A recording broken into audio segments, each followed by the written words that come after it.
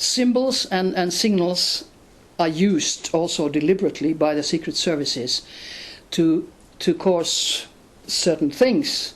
I mean, they use codes like number 3, number 6, 666, the word 666, you know, the devil's sign kind of way, 9, 12, 16 and 21, at least those I have found out. And when the authorities, if they come from taxing authorities or whatever, from communities, when they falsify things, they use these codes like on the 16th day of something, or on the 3rd day. Immediately when I get a letter like this and I get a false payment paper, first on the 3rd, hey, wait a minute, yeah, this is all hoax, this is not correct. But people don't know about these, and I didn't know 20 years ago, but I have learned to know that they do use symbols, and the symbol triangle, which they use in many instances, also secret services, but of course the New World Order and Masons use the triangle. So when you are observant, you start seeing the signals, and you start seeing that they use yellow-black clothing, they use orange-black clothing, it can be a tie for males, they use Nike clothing. Every time I see somebody using a Nike cap or something, I sort of get aware. It's totally normal, but it can indicate that the person works for secret services, because in California there was a military base, and now it is a mind control schooling base, I was told, even that some Norwegian officers are there teaching mind control. So they use Nike as a sign. Somebody carries a Nike rucksack or something, I said, wait a minute, especially if it's orange-black or yellow-black or something. But, of course, anybody can do that. Anybody can have. But they do have signals. And if you're observant, you sort of find out. Yeah, but there's you can say that's the destiny some are planning. And then we have our own choice to make how we are going. And then there's the overall divine plan. Oh yeah. Oh yeah. So we cannot change that. But we have personal intent. We can change our personal experiences. Yeah, of course, somehow, some way. No, but there has to be a divine plan for the planet Earth. Yeah. And I think the divine plan is now to raise our awareness as a whole planet and go to another dimension. But when you do that, and when it happens, I think also a lot of people are leaving their bodies because they can't take it. The energies are so high. Yeah.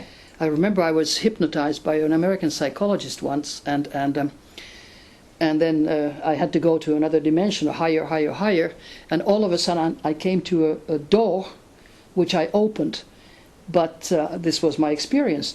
But the light coming from that door was so light, so bright, so strong, the energy, I just couldn't go through. So I realized that in this state, my energy was not up to that level. I couldn't go to that class because it was too advanced for me. I was on a lower level. But someday, maybe I'll go through the light. So, you know, we always evolve together and individually. And if you think of all the almost 7 billion people on this planet, if we would all understand, like in the Eastern religions, they accept reincarnation as a fact. And we say, oh no, this is just Eastern rubbish, you know. Especially in Scandinavia, where we have state churches. US doesn't have a state church, but we do, Lutheran. So it makes us shut down everything. And that's very bad. You know something when we talk about reincarnation? You know the Jehovah's Witnesses? Yeah. Who started the Jehovah's Witnesses and who funded it? It did the Rothschilds.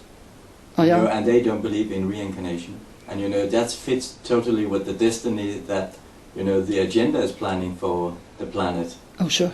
So it's just everything fits, but people don't know, and many of those Jehovah's, of course, don't know who started all this.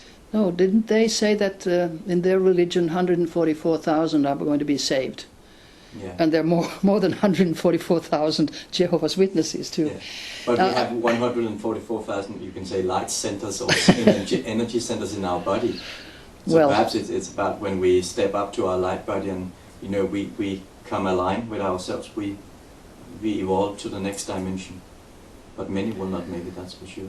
Yeah, I don't know about the numbers, but I do think that most religions have not been beneficial to the people. A lot of missionaries have done very good things, especially if they go into the health sector and otherwise trying to spread love and light. But I worked in Pakistan, and I worked in Indonesia, I worked in Malaysia, and they're all Muslim countries. And the people are lovely. I mean, they're very friendly and they're very good. And the thing that I reacted to when I saw some missionaries, when they converted the Muslims to Christianity, also they converted their culture so that in Pakistan, for instance, when the girls get married, they don't wear white like in the West. They wear always red, beautiful red saris. And when the missionaries had converted them, they started wearing white saris when they got married. I mean, come on, why? You shouldn't go to another country and convert their beliefs and their customs to yours. Because, all the flowers that are blooming, they're different. Think of all the flowers would have one color and one size, that would be boring. We need all the varieties. And they all help us in some way to find out our true selves. So actually, I think the missionary stuff is not very wise. But of course, they then go back to the Bible and say, make everybody my disciples. And then Muhammad says something else, and the Buddhists say something else. Yeah. The variety of religions has caused a lot of trouble for the world. And when they will be wiped out. I mean, they will be organized religions, thanks to the pedophilia thing now in the Vatican and the Catholic Church. So then, also in the New World Order, which I think does not have our best interest in mind, but they also want to have one religion. And that sounds all right. And when I have asked my contacts from the universe, do you have a religion? The answer has been yes. I said, what kind of religion do you have? Our religion is love. Period. Yeah. I was flabbergasted. Yeah. And that's where we should go. That's the destiny. That should be our destiny too, and maybe it is, but it takes some time, I'm sure. Yeah, but we still got a few more years to practice, so we will make it, Rauni, Yeah, I think a lot of people will make it too. Yeah. Because we change the destiny now by loving more, by caring more, by helping each other more. That's right. Yeah. It just takes a flip of your attitude. Yeah, let's try to do it.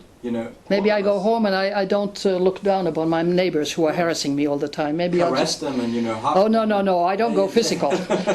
I'll just send my energy body and give a hug. Lots of love, and yeah. We'll see. Yeah, it could be a great experiment. Love. Today is a day in the Mayan calendar where it says that you should see your enemies as angels. And if we start to do that, we can really, because we can smile, we will just forgive them and love them, it will be perfect. Well, they're trying to teach me to forgive. Yeah. That's their lesson that I'm supposed to have with their all terrible harassment, what they have done to me. Yeah.